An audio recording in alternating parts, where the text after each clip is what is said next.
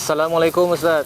Waalaikumsalam warahmatullahi wabarakatuh. Insyaallah. Pohonnya bagus-bagus Ustaz. Ini Ya, lagi alhamdulillah. nyiram pohon apa ini Ustaz? Ini bonsai cemara Juniperus sinensis.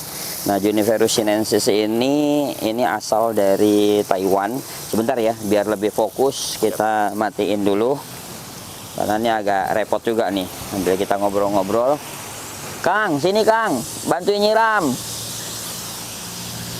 Nah, jadi Juniperus sinensis ya, kalau kita bicara tentang bonsai apa, nah ini unik ya. Juniperus sinensis ini cemara ini ya, daunnya manfaatnya ada. Jadi kalau kita lihat tentang manfaat dari daun ini, biasa dia sebagai perada untuk paru-paru, udah gitu bunganya sebagai aromaterapi. Makanya Juniperus ini atau Juniperus sinensis biasanya bisa untuk menyegarkan paru-paru. Ya, jadi jamaah kita kalau bisa pagi ya, sambil menikmati tanaman, kalau di rumah ada tanaman, sambil menyiram ya, sambil lihat kesehatan pohon segala macam. Jadi tidak hanya sehat jasmani saja ya, tapi rohani kita akan terbentuk. Oleh itu mata kita, pikiran kita sehat insya Allah. Apalagi masa pandemik seperti ini ya, dimana tubuh kita harus sehat ya. Jadi itu. Nah, kita lanjutkan lagi, karena tema kita kali ini insya Allah kita akan membahas tentang hipertensi.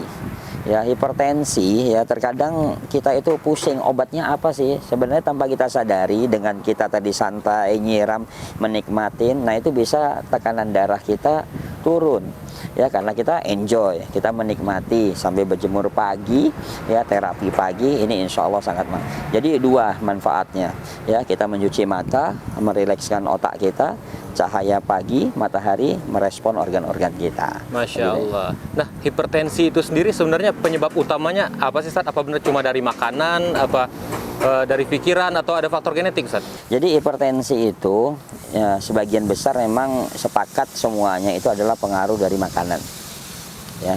Makanan itu mempengaruhi. Jadi pola makan yang kurang tepat ya, pola makan yang kurang tepat itu bisa menyebabkan hipertensi ya. Kandungan-kandungan lemak yang tinggi segala macam ini juga bisa menyebabkan. Yang kedua, tingkat stres ya, tingkat stres. Makanya kenapa tadi kita pagi-pagi kita menyiram segala macam, nah ini juga sangat membantu insya Allah, nah supaya kita tidak hipertensi ya. Jadi dengan kita nyiram kena air terasa dingin, nah maka juga kita bisa menjaga kestabilan tekanan darah. Nah, yang ketiga ini juga memang dikatakan ada faktor genetik, walaupun itu kecil sekali ya, tapi dalam beberapa literatur kesehatan ya memang genetik juga mempengaruhi. Tapi terus terang kalau dalam kajian Tibun Nabawi ya, itu bisa dikatakan hanya 1%-an ya, jadi penyebab hipertensi. Jadi 3 penyebabnya ya, benar yang tadi dikatakan. Yang pertama adalah faktor makanan ya, tingkat stres atau pola hidup yang salah. Nah, yang ketiga adalah ya gen itu sendiri, genetik insya Allah. Nah, hipertensi ini kan sebuah kondisi yang bisa dibilang menahun ya Ustaz ya. Orang yang udah kena hipertensi biasanya emang harus selalu dikontrol, harus minum obat. Apakah bisa disembuhkan Ustaz? Ya, bisa. Hipertensi itu insya Allah, apalagi kalau kita bicara dalam Al-Quran ya, bahwa semua penyakit itu ya Allah yang menyembuhkan ya. Semua penyakit Allah yang menyembuhkan, maka Allah sebagai penyembuh kita ya kan. Udah gitu tidak ada penyakit yang tidak ada obatnya. Jadi ini menjadi kaidah dasar dalam kehidupan kita sehari-hari. Jadi tidak ada bahasa penyakit yang tidak sembuh. Semua penyakit pasti Allah yang menyembuhkan. Ya, ini tentang masalah bab iman kita. Ya, jadi misalnya bagaimana sih untuk menekan tensi kita supaya cepat? Nah, ya kan. Jadi kalau kita bicara tadi hipertensi, ada nggak triknya atau tipsnya ya supaya tensi bisa insya Allah. Ya, kita sambil berjemur seperti ini, nah dengan menekan telinga kita ya, sebagaimana seperti orang berwudu, nah ditekan, jadi jari kita masuk ke dalam, telunjuk kita masuk, nah ini sambil dipencet ya, ini kanan kiri sambil berjemur ya, ini terapi ya untuk menurunkan tensi ya. Jadi dia sambil tarik napas pelan, nah puter, digosok telinganya kanan kiri, digosok sampai semua daun telinga ini kita gosok, jadi seperti orang dijewer. Nah, ini bisa menekan hipertensi kita atau menurunin tekanan darah kita ya. Jadi kita bisa insya Allah, yang penting kita istiqomah, kita lakukan, nah sehingga kita tidak ketergantungan obat. Jadi insya Allah Allah yang menyembuhkan, pasti bisa sembuh. Kalau masalah herbal Ustaz, apakah ada herbal yang bisa menjaga supaya tekanan darah itu tetap stabil, Ustaz? Ya, nah ini kita mumpung lagi di KP Kebun, kita lihat ada beberapa herbal. Nah, kalau di sini kita bisa lihat, ayo kita sampai jalan-jalan.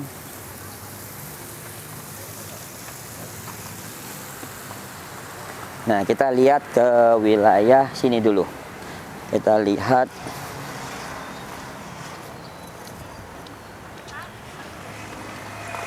Nah, kita lihat di sini dulu. Yang pertama adalah jeruk nipis, ya. Jeruk nipis ini sangat efektif untuk hipertensi, ya, atau jeruk lemon. Ya, ini jeruk lemon. Jadi kalau ada buahnya, nah ini bisa untuk hipertensi. Jadi bunganya juga sangat luar biasa. Cuman kita tidak lihat bunganya di sini. Ya, jadi bunga jeruk lemon, ya, itu bisa kita ambil. Misalnya kita ambil 7 bunga dari jeruk lemon atau jeruk nipis. Ya, nanti terus kita masak, ya, dengan apa? Salah satunya adalah kayu manis. Ya, udah gitu juga kita nanti setelah dia dingin 3 gelas air dengan 7 daun atau bunga. Ya, bunga dari jeruk lemon atau jeruk nipis sama daunnya juga, ya, jadi bunga dan daun. Nah, setelah dengan 3 gelas air menjadi 1 gelas, lalu diperesin air jeruk nipisnya. Nah, ditambah lagi 1 sendok makan madu. Nah, itu insya Allah bisa mengatasi hipertensi. Nah, ada juga, kalau ini tadi kita bicara dari karakter asamnya, ya. Nah, terus kita lihat dari karakter warnanya. Nah, ayo kita jalan-jalan lagi. Nah, karakter warna untuk hipertensi, nah, kita akan lihat dengan bunga rosella. Bunga rosella ini juga bisa untuk mengatasi hipertensi. Ya, nanti kita lihat. Nah, nih warna merah. Warna merah, jadi kita terapi organ warna merah ini yang berkaitan dengan darah kita. Nah, ini misalnya nih bunga rosella, ya, atau teh rosella ini juga bisa mengatasi hipertensi. Ya, jadi bisa diambil, kita misalnya 3 atau 7 kuntum bunga rosella, kita masak atau kita kasih air panas, ya, 1 gelas air panas, terus dikasih madu. Nah, itu bisa juga. Nah, terus kalau kita lihat lagi, kalau tadi adalah tanaman-tanaman yang ada di pekarangan kita, lalu kita lihat lagi ada untuk obat-obat herbal yang ada di sekitar dapur kita. Salah satunya adalah daun seledri. Ya, daun seledri ini sangat efektif juga, ya, untuk hipertensi. Jadi daun seledri, alpukat ini sangat efektif untuk herbalnya. Tapi herbal ini, ya, tidak akan bekerja maksimal. Nah, kalau kita tidak lakukan terapi pikiran kita, karena hipertensi ini, ya, biasanya respon yang paling kuat ada dari pola pikir kita. Ya, jadi rileks, ya, olahraga pagi, pemijatan telinga. Nah, baru setelah selesai itu, nah, seduh tadi beberapa racikan-racikan ringan tadi, insya Allah. Nah, kalau kita konsumsi setiap hari, Ustaz, herbal-herbal tadi, apakah aman untuk tubuh atau ada efek samping, Ustaz? Ya, kalau dikatakan setiap hari apakah aman? Ya, kalau dosis rendah, sehari hanya sekali aman, insya Allah.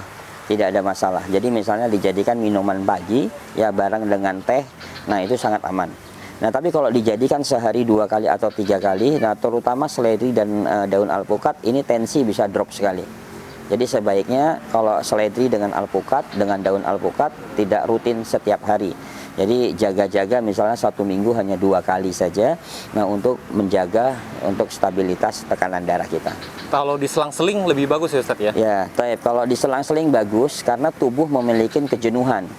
Ya, jadi tubuh memiliki kejenuhan, jadi biasanya, ya, yang lebih efektif itu selang-seling. Misalnya hari ini tadi kita lemon atau jeruk nipis, ya, dicampur dengan madu, bunganya sama daunnya jadiin satu.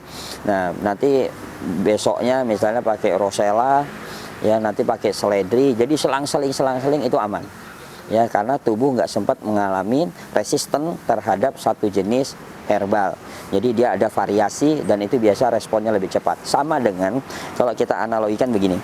Kita pengen makan sup misalnya kan, sup sayur. Ya. Nah, kita tiap hari makan sup sayur, nah tubuh resisten, tubuh jenuh. Ya, tubuh jenuh akhirnya bosan sup sayur, pengen yang lain, pengen gorengannya kah, segala macam kah, ada pilihan lain. Nah, begitu. Tapi pada saat kita makan pertama, respon tubuh cepat. Kenapa respon tubuh cepat? Karena keinginan yang pertama, tapi selalu sering, maka terjadi resisten sehingga efek dari herbal tersebut tidak begitu maksimal karena tubuh sudah jenuh terhadap herbal-herbal tersebut. Jadi makanya variasi. Kalau dalam Tibun Nabawi, apakah ada herbal-herbal sunnah atau herbal-herbal wahyu yang bisa digunakan? Ya, nah kalau dalam Tibun Nabawi, sebelum herbal wahyu, tindakannya. Nah, tindakannya salah satunya adalah hipertensi itu menjaga wudhu. Ya, menjaga wudhu, ya, sholat sunnah, diperbanyak sholat sunnah, dan itu sholatnya berjamaah, ini bisa mengatasi hipertensi dengan merapatkan saf. Nah, dengan merapatkan saf, saling ketemu, nah maka dia akan menjadi respon, ya, sirkulasi darah bagus, nah pembakaran lemak baik, segala macam itu bisa diatasi. Nah, yang kedua, ya, bekam, hijamah, ya, hijamah ini sangat efektif juga. Ya, sangat efektif untuk mengatasi hipertensi. Nah, yang ketiga dari sisi herbalnya ada beberapa. Yang pertama madu sudah jelas. Nah, yang kedua itu adalah zaitun. Ya, zaitun ini juga cukup bagus untuk membuat stabil darah. Dan yang berikutnya adalah cuka. Ya, cuka ini sangat efektif juga. Jadi cuka dicampur dengan madu. Ya, dikasih sedikit irisan jeruk nipis atau jeruk lemon, ini insya Allah bisa mengatasi hipertensi. Berarti herbal-herbal yang ada di dalam pola makan sehat Nabawi ya Ustaz? Ya, jadi itu sudah dirangkum dalam pola makan atau pola yang dibuat oleh tim sehat Nabawi. Jadi insya Allah ya kita memberikan tips yang mudah, yang gampang didapatkan insya Allah. Ya, Masya Allah. Nah, masalah madu tadi Ustaz, apakah ada tambahan-tambahan khusus dalam madu yang bisa dikonsumsi tiap hari untuk penderita hipertensi ini, Ustaz? Ya, kalau hipertensi untuk karakter madu sih cenderung aman ya. Jadi tidak ada jenis madu apa saja, yang penting madunya asli. Ya, yang penting madunya asli, kualitasnya bagus. Ya, nah nanti insya Allah. Nah, kita bicara sedikit tentang madu ya. Karena banyak sekali orang akan berpikir tentang madu. Ada kesalahpahaman madu. Nanti kita lihat perbandingan madu. Kita di situ ada sampel madu. Saat Afwan pinjam ini, minta sampel madu. Nah, di sini ada beberapa sampel madu. Ya. Ya, jadi ini misalnya ini madu ya alhamdulillah panenan kita.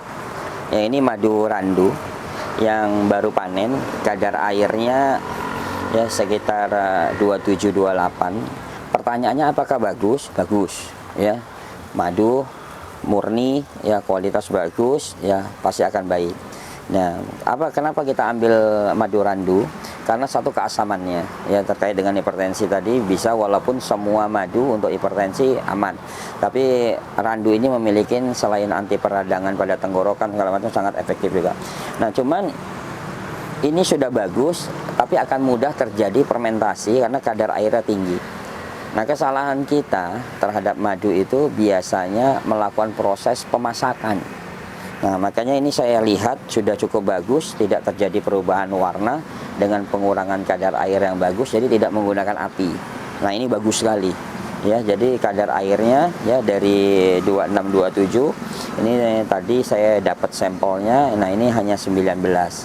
Ya, jadi ini madu randu murni ya, dengan proses suhu dingin kita jadikan 19.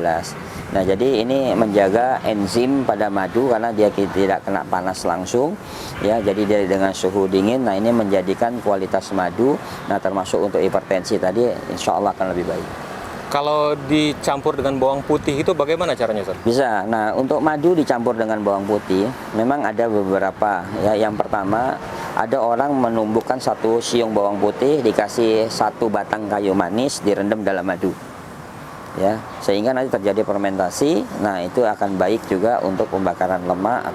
Tapi yang lebih simpel lagi ya, kita ambil aja misalnya satu siung bawang putih, kita iris ya, ditambah dengan 1 sendok makan madu ya, diminum sehari bisa 2 kali. Nah, ini sangat efektif karena melancarkan peredaran darah kita dan membuka sumbatan-sumbatan ya yang ada di pembuluh darah kita.